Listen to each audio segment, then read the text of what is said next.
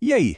Hoje a gente vai fundo num assunto que todo mundo jura que entende: introversão e extroversão. Mas esquece essa história de tímido contra sociável. A diferença de verdade é bem mais interessante, mais profunda e, acredite, tem mais a ver com física do que com personalidade. Pensa comigo, e se o X da questão não for habilidade social, mas sim de onde vem a nossa energia? A pergunta que vai guiar essa nossa análise é: a sua mente funciona como uma bateria que se carrega sozinha ou como um painel solar que precisa de luz de fora? Só essa ideia já muda o jogo todo. Ok, então vamos nessa. A grande sacada aqui, que vem lá da psicologia junguiana, não é sobre gostar ou não de pessoas. É sobre para onde a nossa energia psíquica flui. E é exatamente aqui que a nossa analogia da bateria e do painel solar começa a fazer um sentido absurdo. Olha só como fica claro aqui. De um lado, o introvertido. Ele é tipo uma bateria recarregável. Ele gera a própria energia no silêncio, sozinho, e depois vai gastando essa carga quando interage com o mundo. Do outro lado, o extrovertido. Um verdadeiro painel solar. Ele se esgota no escuro, na solidão, e precisa do sol da interação social para gerar energia. São literalmente dois sistemas operacionais opostos. Vamos acompanhar o ciclo do introvertido passo a passo. Primeiro, ele está lá, quietinho, carregando a bateria. Depois, cada conversa, cada música alta, cada estímulo externo, tudo isso vai gastando a energia guardada. Quando a bateria chega no vermelho, ele precisa se recolher para recarregar. Se insistir, o sistema pode simplesmente desligar. E não é drama, é necessidade biológica. Agora, o ciclo do extrovertido. Ele começa a murchar, a perder energia se fica muito tempo sozinho num lugar quieto. A energia dele é gerada no rolê, na interação, pessoas, festas, atividades. Isso é o combustível. Para ficar com energia lá em cima, ele tem que buscar mais ação. O descanso para ele muitas vezes cansa mais do que o agito. Mas por que isso acontece? A resposta não é só uma metáfora legal, ela está na química do nosso cérebro. Então vamos sair um pouco da física e entrar na neuroquímica para entender o porquê por trás de tudo isso. O primeiro combustível é a famosa dopamina. Para ficar fácil, vamos chamar de suco da ação. É aquela molécula que dá uma recompensa para o cérebro quando a gente busca novidade, corre um risco, interage com o mundo lá fora. É o que nos empurra para explorar. O segundo combustível é a acetilcolina. Vamos chamar de suco da calma. Sabe aquela sensação de prazer tranquilo quando a gente está super concentrado num livro, refletindo sobre a vida ou só viajando nos próprios pensamentos? É a acetilcolina agindo.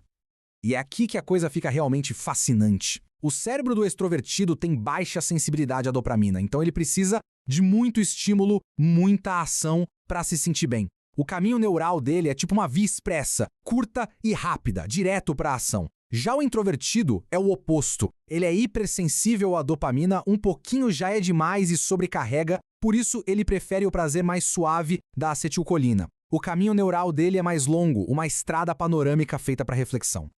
Essa diferença toda na fiação do cérebro leva a gente para outra metáfora muito boa, a do copo sensorial.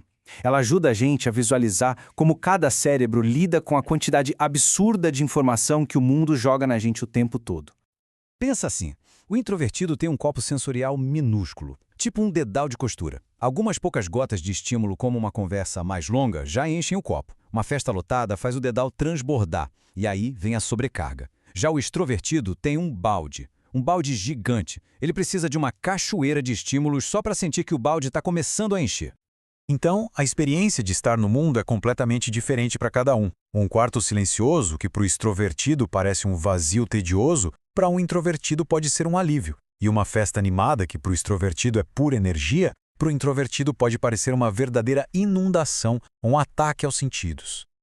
Ok, vamos sair da teoria e colocar tudo isso na prática. Vamos pegar um tipo específico, o STJ, conhecido como o capitão executivo, para ver como essas ideias de energia, neuroquímica e sensibilidade aparecem na vida real. A função cerebral dominante de um STJP é o pensamento extrovertido, ou T. E a chave aqui é entender que não é só pensar por pensar, é pensar para fazer.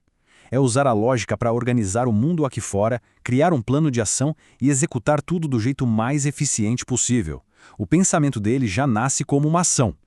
Essa frase é a tradução perfeita da alma de um ESTJ. Olhar para uma situação e dizer, isso aqui está uma bagunça, vamos fazer um plano e resolver isso agora. É o instinto deles diante do caos. Impor ordem e agir, imediatamente. No dia a dia, eles são os diretores de cena. Chegam em qualquer atividade e já começam a estruturar, a criar regras claras, a focar em como fazer dar certo. A grande motivação deles é ver o plano funcionando na prática, no mundo real. E claro, muitas vezes são chamados de mandões, quando na verdade só estão tentando organizar o barco para que todo mundo chegue bem no destino. A analogia do Lego é simplesmente perfeita. Se a gente der uma caixa de Lego para um ESTJ, ele vai caçar o manual, separar as pecinhas por cor e construir um modelo exatamente igual ao da caixa. Agora, se a gente der a mesma caixa para um INFP, um tipo introvertido, ele provavelmente vai ignorar o manual e construir algo completamente novo que saiu da imaginação dele, juntando as peças pelo feeling. Certo. Mas por que afinal tudo isso importa? Porque entender essa fiação interna das pessoas tem um impacto gigantesco, seja para gerenciar uma equipe, para criar filhos ou simplesmente para melhorar nossos relacionamentos. Para ajudar um STJ a se desenvolver, por exemplo, o ideal é dar regras claras, talvez até quadros visuais, dar a eles tarefas e responsabilidades. E um ponto crucial, entender que eles não recarregam descansando no sofá, eles recarregam com atividade produtiva. Mandar um STJ estressado ir relaxar pode ser a pior coisa. É muito melhor dar uma tarefa concreta para ele resolver. E aqui está o grande resumo da ópera. O ponto mais importante de todos é este. Ser introvertido ou extrovertido não é uma escolha de estilo de vida. É uma questão de hardware biológico. É a nossa configuração de fábrica. Tentar forçar um painel solar a virar uma bateria ou vice-versa simplesmente não vai funcionar. E para a gente fechar, fica a reflexão. Sabendo de tudo isso, sobre energia, química cerebral, sensibilidade, quem na sua vida a gente talvez passe a entender de um jeito completamente diferente a partir de agora?